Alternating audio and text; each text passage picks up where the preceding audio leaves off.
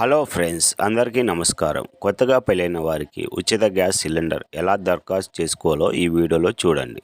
ఈ విషయాలన్నీ మీకు పూర్తిగా అర్థం కావాలంటే ఈ వీడియోని చివరి వరకు చూడండి. అప్పుడే మీకు క్లారిటీగా అర్థమవుతుంది. అదేవిధంగా చాలామంది వీడియో చూస్తున్నారు కానీ సబ్స్క్రైబ్ చేసుకోవడం మర్చిపోతున్నారు.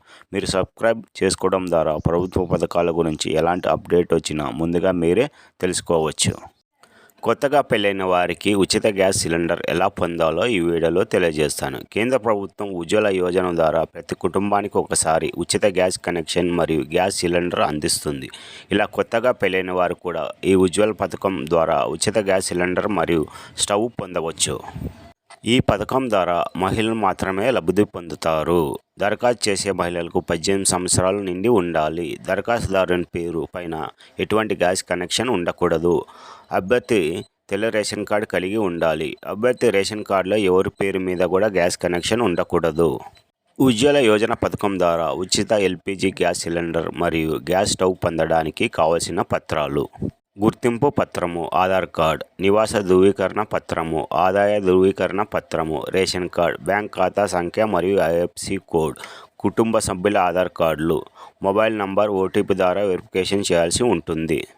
ఈ పత్రాలు మాత్రమే మీ దగ్గర దరఖాస్తు సమయంలో తప్పనిసరిగా ఉండాలి. ఉజ్వల 2.0 పథకానికి ఆన్లైన్లో ఎలా దరఖాస్తు చేయాలో చూద్దాం. ఉజ్వల 2.0 పథకానికి దరఖాస్తు చేయడానికి నేను చెప్పబోయే దశల ద్వారా మీరు సులభంగా దరఖాస్తు చేసుకోవచ్చు. మొదటగా మీరు ఈ లింక్ పైన క్లిక్ చేయండి. అక్కడ మీకు ఆన్లైన్ పోర్టల్ అనే ఆప్షన్ కనిపిస్తుంది. దానిపైన క్లిక్ చేయండి. అప్పుడు మీకు ఒక పోప్ ద్వారా గ్యాస్ ఏజెన్సీ కంపెనీలు చూపిస్తుంది. అక్కడ మీ దగ్గరలో ఉండే గ్యాస్ కనెక్షన్ దగ్గర క్లిక్ ఆర్ టు అప్లై అనే బటన్పై క్లిక్ చేయండి. అక్కడ మీరు మొబైల్ నంబర్ మరియు ప్రాథమిక వివరాలు పూరించండి. చివరిగా కావలసిన పత్రాలు అప్లోడ్ చేసి సబ్మిట్ పైన క్లిక్ చేయండి. మీరు ఆఫ్లైన్ ద్వారా కూడా ఉజ్వల పథకానికి దరఖాస్తు చేసుకోవచ్చు.